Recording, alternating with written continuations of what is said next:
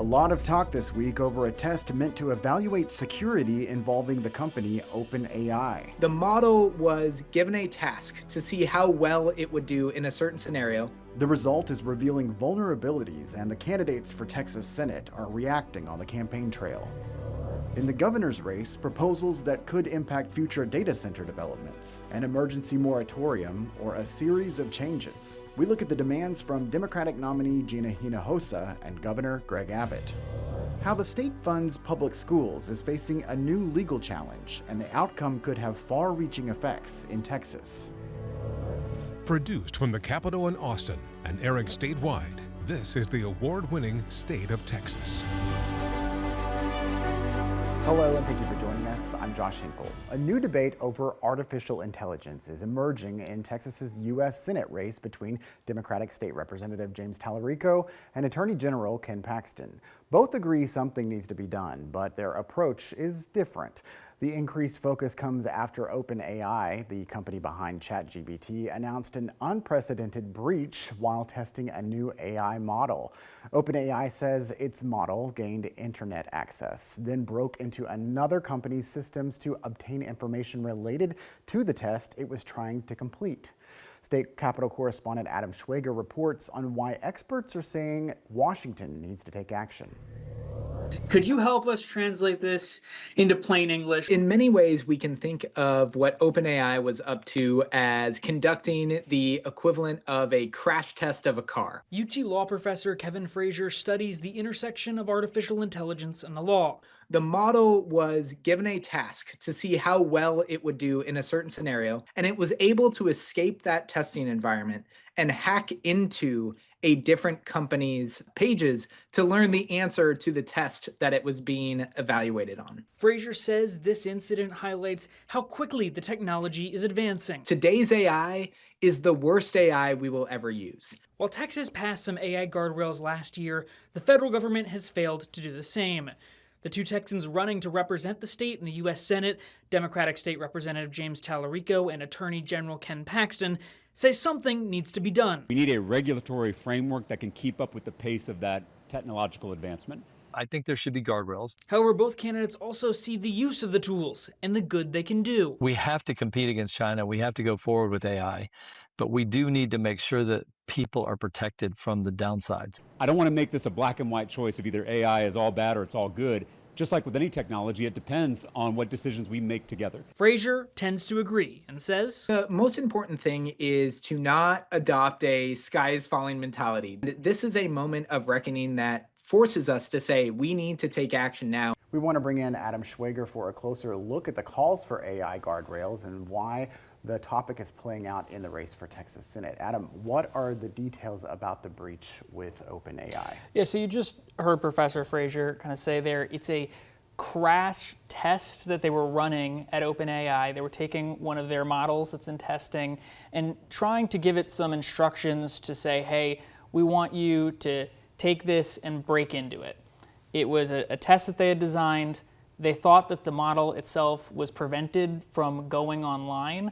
The model, when it got those instructions, was actually able to find a way to use an exploit to hop computers basically to get online and then break in to the website servers that was for the company that created the test so they could steal the answers. So it was a unique way of addressing the problem. One of the things that Professor Frazier said that was a little bit comforting is, these is the model with the guardrails completely taken off, a way to kind of test like, hey, how powerful is this? And if it's used in the worst case methods, what can it do? And this is kind of a good use of kind of a test like this to show, okay, this was unexpected. It's actually more powerful than we thought it was, and we're going to have to take extra precautions here. So the federal government has yet to address AI guardrails, but the Texas legislature did. Yep. What are those protections, and will we see more of those proposals when lawmakers come back to the next legislative session in January? Yeah, it was one of the big bills, House Bill 149, that passed last session, the Texas Responsible Artificial Intelligence Act. And it did a couple of things. It is one of the most broad AI regulation bills in the nation. It created an AI advisory council created some sandbox tools to let developers play in, to have less restrictions when they're testing versus when those models are actually out in the public. It banned certain harmful uses of AI. Social scoring systems was something that conservatives were particularly concerned about, discrimination.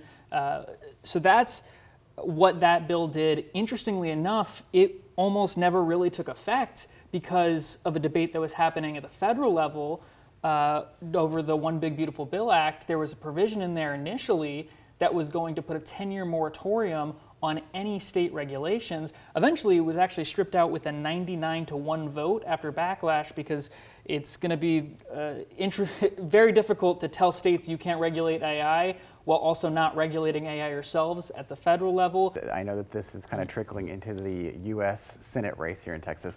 Both Democrat James Tallarico and Republican Ken Paxton agree there should be some regulation, but they have different takes on AI. What are they saying on the campaign trail? I asked Tallarico about it, and then someone else asked Paxton about it on a podcast this week. And surprisingly, they were very similar answers about, wanting to strike that balance, knowing that AI is such a powerful tool and can help us go into the future, but also wanting those restrictions in place and having some action being taken from a governmental perspective. I will say, I think the emphasis for each candidate is where they really differ. Tallarico's focused on job displacement, the billionaire influence in our elections. On Paxton's issue, it's a lot of the same stuff he fights for at the Attorney General's office, on big tech companies, the privacy concerns, data collection concerns, protecting children and protecting minors online. So they both kind of agree, but it's more of the emphasis onto where they think that regulation needs to go. That's where they differ. All right, Adam Schwager, thank you for the additional insight. Thank you so much. Data centers are another highly watched topic on the campaign trail, and as the state prepares to deal with the power needed by more large-scale AI data centers, the Texas Utility Commission is looking for ways to keep your energy bills down. Grace Gates has more on the back and forth between grid operators and our lawmakers. There's probably be 181 members that will file 181 best practices bills for AI data centers. The state legislature preparing for its 2027 session as our electrical grid prepares for more and more demand. PUC has over 200 plus data center applications. The bulk of them will never see the light of day. In June, the governor sent a letter to the Public Utility Commission asking it to come up with ways to protect Texans from rising utility costs, mostly through regulations for big data centers and lowering transmission fees. In its response, the PUCT asking for clarity on its authority, protection from foreign enemies, and saying it wants to reduce residential electricity bills, things Perry says have been in the works all along. I can say with confidence that any short-term interruption as far as power or water will be solved on the industry's dollars long-term. They knew when they came to Texas, they were told 4 or 5 years ago, you can't come and plug into ERCOT for the level of power you demand. The Utility Commission has already promised to make tech companies bring their own power and pay up front for connection to the grid. There's only so many megawatts ERCOT can give. When it's gone, it's gone. It doesn't matter if they're good or bad actors. There is no more power today in the capacity level to give. So there's some already independent lock and key provisions there that it doesn't matter if they're good or bad. They're not going to get any more power from the grid than we can support. In Lubbock, Grace Gates, State of Texas. In the governor's race, Democratic nominee Gina Hinojosa is calling for an immediate pause on new data center development across the state, while Governor Greg Abbott is pushing state lawmakers to codify his expectations for data centers. The governor wants lawmakers to make sure data centers fully fund the costs of their own electric infrastructure to protect electric customers. All new facilities must be built with water-efficient tech, and these centers cannot receive sales tax exemptions of other incentives. Days ago, the governor announced a developer will not pursue a proposed data center southeast of Dallas. He said the project did not meet his direction directives for data centers. That same day, his challenger, Hinojosa, urged Governor Greg Abbott to issue an emergency moratorium on new data centers until lawmakers can pass statewide regulations. She said communities across Texas are raising concerns about water use, electricity demand, noise, and a lack of local input. Prediction markets are big money makers, even here in Texas where gambling is illegal. This issue is only growing in scope, and it's necessary to equip people to not develop problems with a gambling addiction. We examine the call for age limits on betting platforms in Texas. And I heard so many times from people saying that they spent hours on the phone, tens of hours, and they never got anywhere. A look inside the investigation, text tag troubles. We took hundreds of complaints from Texas toll drivers about customer service runaround, double billing concerns, and more. The changes that followed after our series of investigations.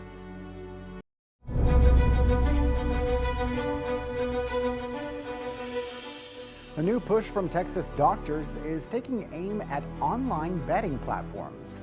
The Texas Medical Association wants a 21 and up age limit for prediction market apps. People use those apps to bet on money on the outcome of events, including sports. The TMA also wants to see tighter advertising rules. Sydney Gray spoke with a UT researcher and a Texas man who says his sports betting addiction started in college.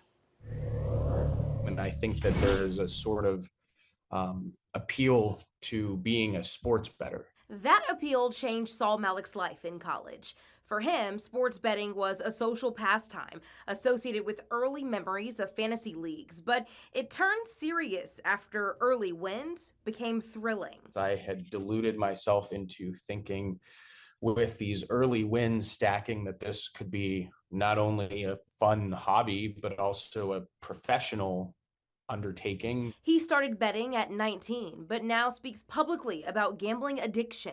This issue is only growing in scope, and it's necessary to equip people to not develop problems with a gambling addiction. Right now online, you can put money on predicting everything from the Texas Senate race to the score of the next Rangers game. And the Texas Medical Association now wants the state to keep teenagers from participating. The agency is calling for a 21-year-old age minimum for apps that let users put money on the outcome of events. Most people will desist from their riskiest behaviors in young adulthood, but we know that some don't.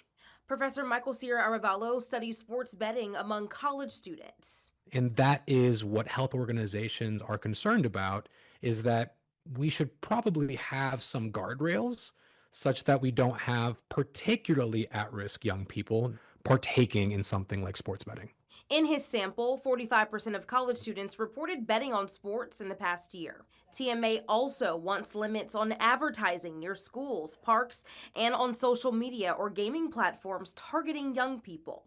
Malik says raising the age can help, but can't be the only solution. As if you do raise the age to 21, then you start to see people who undersell the need for prevention and treatment at younger ages. Meanwhile, college researchers are working on solutions. This is an opportunity for schools to be leaders in the space, understand the phenomenon, and begin to preemptively provide resources to support students. Sydney Gray, State of Texas. The Texas Medical Association says its proposal would also prohibit prediction market ads that use celebrities, cartoons, or characters marketed toward teens and children. Right now, TMA's recommendations are just a proposal, but they could become part of future discussions at the state capitol.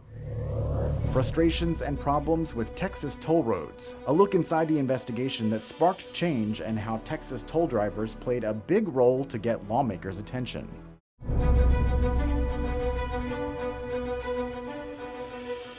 Auto payment issues, double billing, incorrect statements, and customer service runaround. Those were just some of the complaints our team received in 2023 by the hundreds from Texas Department of Transportation, toll road, and text tag users. Following our reporting, the state agency and lawmakers vowed improvement. In a From the Vault edition of Inside the Investigation, I spoke with investigator Matt Grant to take a look at our text tag troubles project and where the story could go from here. Matt, I know that you were involved in this, the latest iteration, but I've been talking about text tag for the entire time I've been on the investigative team. That's 13 years, and I know we've been talking about it way before then. It's changed a lot over time, and the reason we keep talking about this topic is because it's something that our viewers continuously have been emailing us about for all of those years. Consistently, it's been problems with billing and customer service. So our latest iteration of text tag troubles was back in 2023 when our team got a new round of emails from viewers, and we decided that this was something we wanted to tackle as an entire team. What kinds of specific problems were we looking at back then? We heard from a number of people, hundreds of complaints, but specifically we're talking about auto payment issues, double billing, a lack of transparency with statements and incorrect statements. So people would say, well, I've got the text tag. This should make everything easy and seamless. And then they'd go through a road and then they'd get a CTRMA bill and they'd say, well, why am I getting this? Everything should be automated and seamless. There was a lack of transparency with the bills. Well, it would just have, you owe this amount.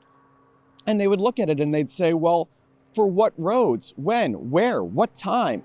And so there was all this confusion. And then they would call text tag and they'd say, can you help explain this to me? And I heard so many times from people saying that they spent hours on the phone, tens of hours, and they never got anywhere. And so that's why they were reaching out to us, is because they were not getting any resolution, trying to directly deal with text tag. And that's when we as a team got together and figured, how can we help these people and try to figure out what are the systemic problems that are happening, and is this something that lawmakers should be aware of? We were able to crowdsource and collect toll bills from people so we could then turn those toll bills over en masse to the Texas Department of Transportation and ask them to help clear this up, because we were identifying very specific issues that were happening to multiple people. This wasn't just a one-off, and we had to stay on this for months before we actually aired the story to get text tag to sit down and actually address what was happening. Out of that, we saw that a number of people had their toll bills corrected, or at least their customer service complaints were addressed. We had to go to the Texas Transportation Commission meeting. Our colleague Kelly Wiley actually got up and spoke in public comment after we talked about all of the things we were not getting answers about from text tag. And that really was that accountability approach that our viewers and the text tag customers were wanting. They wanted someone to be able to ask the questions that they had not been able to so far. Out of that, also, we saw that there was some legislative change in 2023. A new law was passed. Tell me what happened there, and then there's been some other updates since then. Yeah, and just a side note real quick, when we dropped off a thumb drive of the complaints, text tag said that they were going to look at and investigate all of the complaints that we had sent to them. And a number of viewers said that their issues had been resolved. But there have been some legislative changes. In 2023, a law went into effect requiring toll agencies immediately notify customers when there's a problem with their account to prevent the sort of surprise billing that viewers have been reaching to us about, to complain about. And then there's been a number of bills to try to change things that have just stalled over the years at the legislature. One of them in 2023 would have done a sweeping study to look at all of the different tolling entities to figure out what they're doing right, what they're doing wrong, how they're handling billing errors, how they're handling complaints. That would have been the sweeping study. It stalled. I know lawmakers want to reintroduce that. Senator Bob Hall has filed a bill every legislative session that would create a uniform system. Right now, Josh, there are all of these regional mobility authorities that are these independently operated kind of fiefdoms around the state. Senator Hall wants to make it uniform so there's no confusion. He also wants to make it where if you're a veteran, you can drive for free on some of these toll highways, but you have to sign up individually for different tolling entities. It gets very confusing. He wants to streamline that. So that's something we're going to be looking for to see if there's future legislation. And then in the last session, one representative filed a bill that would require toll projects to stop collecting tolls once construction costs are finished. I know that's something that has been talked about for years. I don't know if it's going to get passed. It did not make it very far, but again, a number of bills are coming up that we're going to be tracking that we've been tracking and will continue to track. Our investigation covers developments over several years. You can see all of our reporting now on our website. We have links to our text tag troubles investigation and this week's State of Texas story. How the state funds public schools is facing a new legal challenge, and the outcome could have far-reaching effects in Texas.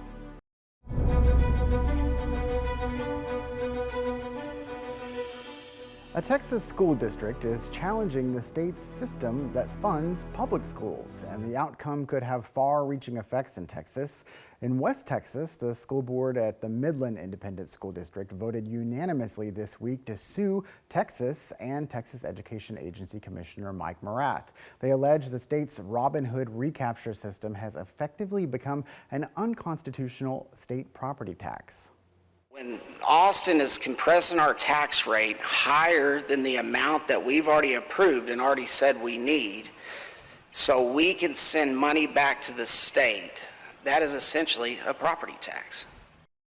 Recapture is when property-rich districts need to send excess tax money to the state. That money is then redistributed to districts with lower property values. If the lawsuit succeeds, a court could require the Texas legislature to redesign portions of the state's school finance system. A previous lawsuit that involved hundreds of Texas public school districts failed after the Texas Supreme Court found recapture constitutional. Thank you again for joining us for State of Texas. I'm Josh Hinkle. We'll be back next week to bring you an in-depth look at Texas politics.